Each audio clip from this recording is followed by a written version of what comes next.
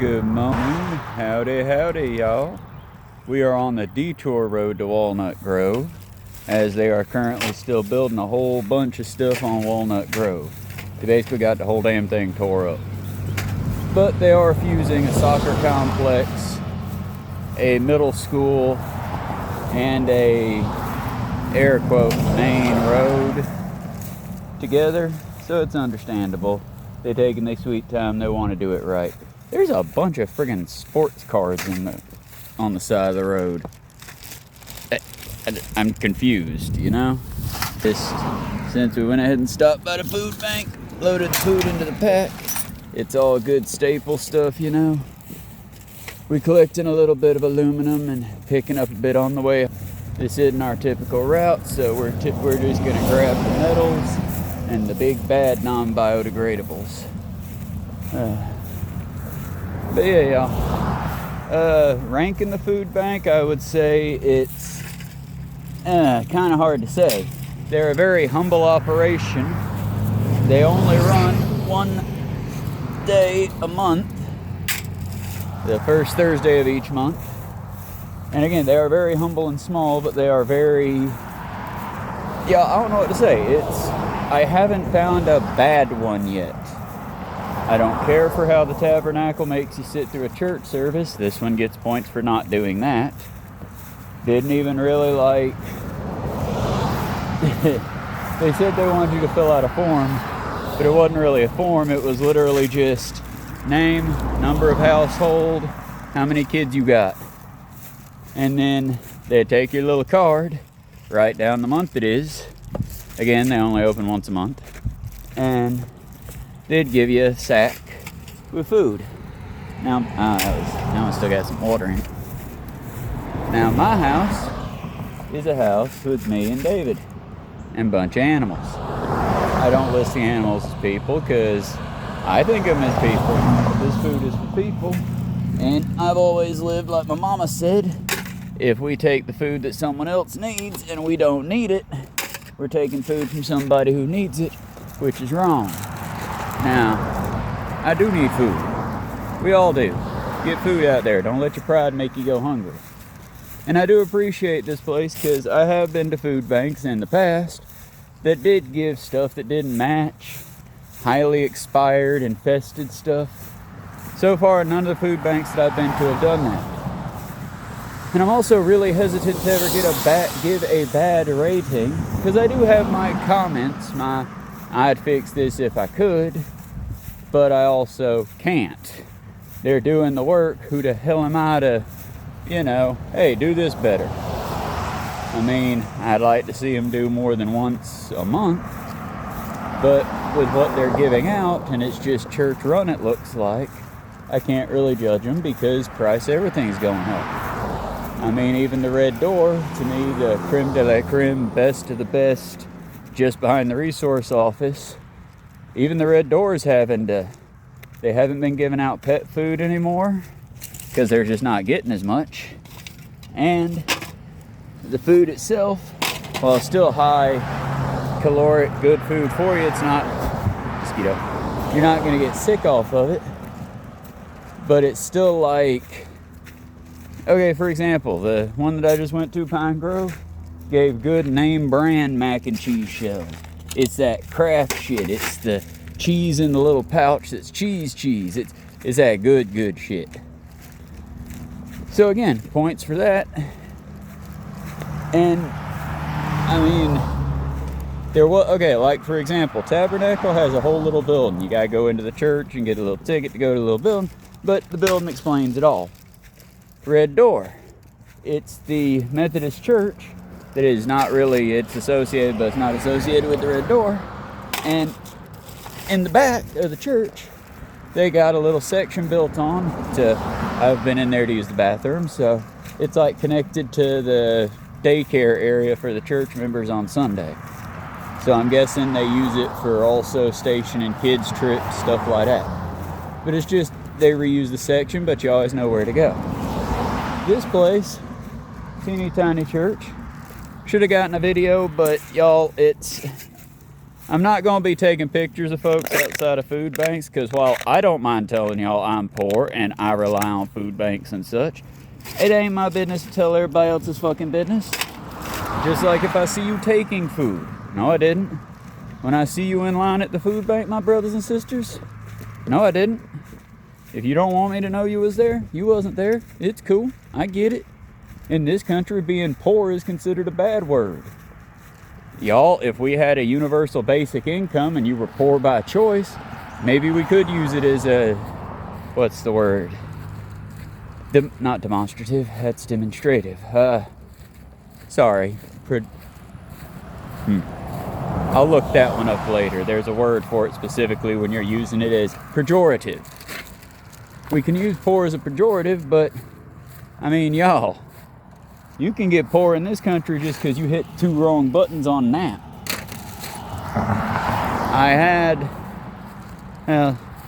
We're never married, we were just in a very good relationship.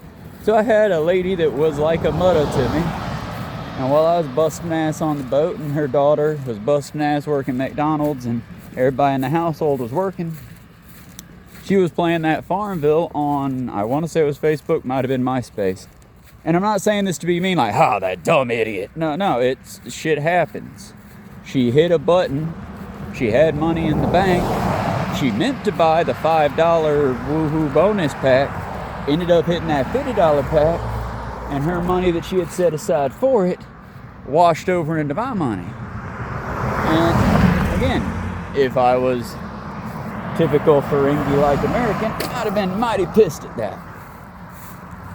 I mean, I wasn't happy, but I get it. A lot of the websites, especially now, I mean, they were bad about it, but back then they had some decorum of, yeah, but you can't, this is illegal, right? So they had a degree of decorum. Nowadays, shit, man, if they can get grandma to spend all of her rent and all of her medication money on scratcher tickets that don't pay for shit, why, fuck yeah, that's just good capitalism. Oop. What I'm saying is, friends, don't waste your money. Now, yeah, there are smart ways to gamble. I don't know a lot of them because here's the hot tip to it, y'all. The house always wins. Go in knowing that, and you're not going to lose a bunch, hopefully. Because, oh shit, I'm up $300.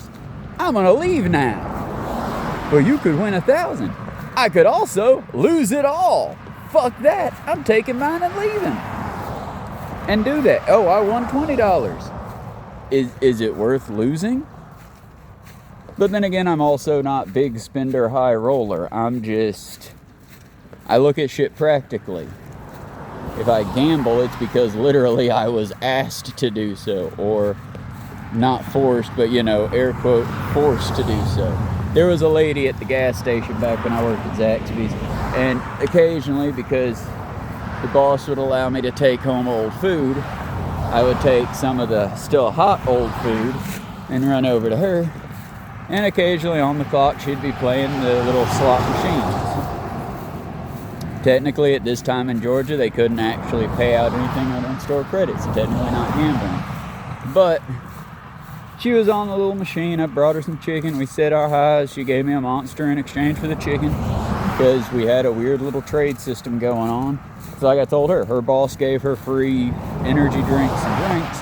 My boss gave me free food since I had a plethora of food, and I was learning how to dice chicken. I was learning how to grill chicken. I was learning how to melt chicken in a pot to make a soup stock. I knew how the fuck to fuck with chicken now, thanks to Zaxby's and thanks to the good nature of Rio and a few other really great people. I would say full name, give full proper shout out, but I also don't want to get any of these good people in trouble. Either way, she was playing the ding ding machine, and I gave her her stuff, and I'm like, hey, I'm gonna grab a Monster, and she said, hey, I need to ring that up. And I'm like, okay, cool. I binged it on her machine, and I'm like, I would go around, but I know I ain't allowed to go around. You want to just finish that off? Yeah, as soon as I finish this. And I'm like, I just told her, I just don't understand why I don't understand slots. I don't. I understand blackjack, and I understand poker, and I really understand spades a little bit as far as like the camaraderie, the teamwork. I understand strategy there. But for slots, she tried to explain it like it's a math thing. It's a probability. With every pull, you get another chance, and it's like, yeah, but the machine decides. It's set. Unless you're just gonna watch someone else play and then run up there when their streak is over and they've fed the machine a bunch, which to me feels a little, predatory. I don't understand. I don't see the hook. Which, if it's a good hook, you're not gonna see it until you're hooked. But she even sat me down and said, you know what? Here, you can have this round. I don't care. Try. And I just ding. See, you hit a half jackpot. That's cool. You won like $8. Cool, so I can take my $8? No, we're gonna put that back in the machine and do it again. But maybe it's a dopamine thing. Maybe it's the dopamine thing. Because I've also noticed when I play Magic the Gathering, I like playing white decks, I like playing black decks, I like playing green decks. I despise blue. Yeah, I know, hot take, but, and no offense to the blue players out there, it's just, especially in like Magic the Gathering Arena, motherfucker taking 5 minutes to sort their turn, and then the game treats me like I'm an idiot. Oh, if I pull this card out, it becomes a fairy with lifelink. And the game makes me hit a little button to say resolve, even though you thought it took me fucking 5 minutes to read fairy with lifelink. Another complaint, but there is a little ding or a beat that goes off in my head when I hit that dopamine of, oh, they let me build my little army of cats. He. Turn this, all my cats get 2/2 and haste. Turn this, all my animals get lifelink plus 2 3/3s.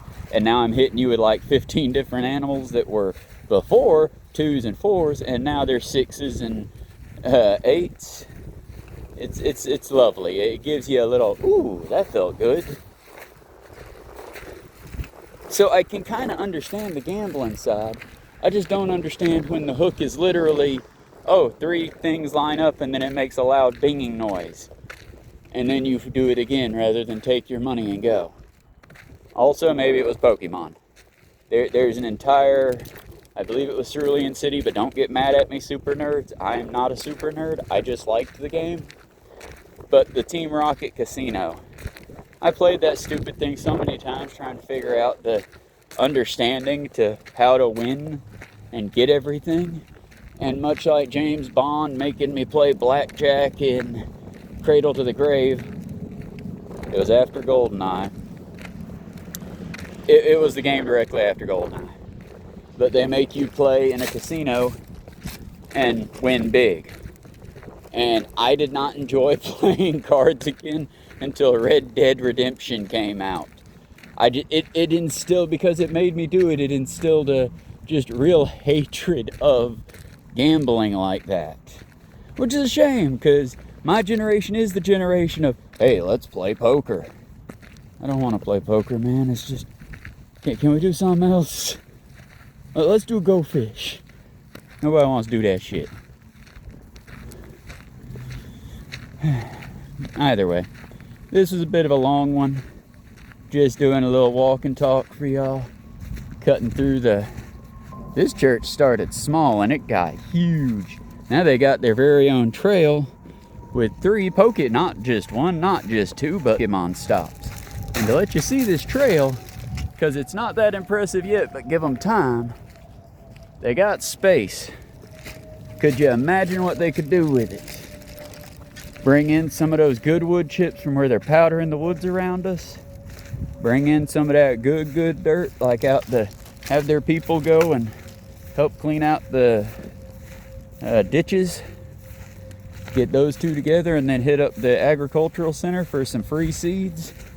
Both like wildflowers as well as just anything native to Georgia. I mean, think about it. Get that one dude who does all the awesome field and prairie. But imagine what they could do with this. Because it's a decent trail, I'll give it. It's a baby trail. They got a water feature over there, which is nice. But I mean, no cover to speak of after a certain time, because those trees will only cover in the morning. And it is a fairly windy trail. But I would like to also specify again, before anyone tries to hate on this church, it's still a baby trail. They just put this in this year. So I'm guessing they're letting the grass and sod recover, and then they'll hopefully put up, I don't know, playgrounds or something. Because they also have, and I'm not going to record that one, but they also have like a little center behind there for the kids, because every church has a school now. And to be real with you, Sunday school, I was never a fan as a kid. As an adult, I wouldn't put my kids through it. But if you, the Christian variety that want your kids to experience that, all well and good. Also get them a proper education. I'm sorry if that's a hot take for you, but magical bullshit thinking will get them hurt. And for most of these folks, if they ever leave the South, they ain't gonna do well. Because it teaches you a type of learned helplessness that is not true. Now, that being said, you get a built-in community that you can pick and play everywhere you go, but you also kind of got to deal with that community's dirty laundry while you're picking and playing. For me, churches offer free food. I'm happy to take free food. Feed my family, feed my comrades, and learn how to cook new recipes out of what they give me and to work with. Also, for anyone that watches these videos, thank you. I appreciate you. It is very much appreciated. But also, if you have me in Cartersville, hitting up the food bank lists, Pinegrove is a pretty good one to go to. Again, they are humble. You're not going to have your socks knocked off like you're going to the resource center or hitting up the red door, but they're a good place. And if you're in need, the aid's the most important part, I want to say, not so much the pageantry of it. Again, humble list, because I'm very appreciative to all these nice people helping put food on the table of folks that are in need. And in no way am I trying to say, and like, this is always meant to be helpful correction, never meant to be sniping or throwing shade at them. Because we all doing everything we can. And what the fuck am I doing? I'm just collecting aluminum and anything that doesn't break down and decompose. Trying to do what I can to keep Georgia beautiful. And because that does not pay for shit, I rely on the kindness of strangers in the church to provide food for my plate when I'm in need. It's what's the term? It's a symbiotic relationship. And honestly, maybe one day we'll be able to live like this in such a way that the state could take my number, because I give out my phone number to all these places. If they need help, I'm happy to help. I'm not going to help them pass out their indoctrination. We vehemently disagree on several things, but if a neighbor needs a roof raised, yard cleaned up, mowed, if y'all got the tools, I got the time. I'm happy to help my friends, neighbors, and comrades. I'm not willing to help the landlords and the capitalist overlords. So, we might not always agree, but we might have common enemies. Let's always work together where we can, right? Alright, y'all. That's going to be the long video for the day. I got about another 6 miles, give or take. And I don't plan on heading home until this bag's full.